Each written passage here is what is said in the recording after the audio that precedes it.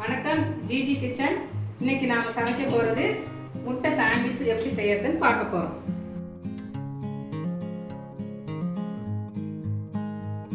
கடுகு போட்டுக்கிறோம், கொஞ்சம் கடுகு, உளுத்தம்பருப்பு, கடலைப்பருப்பு,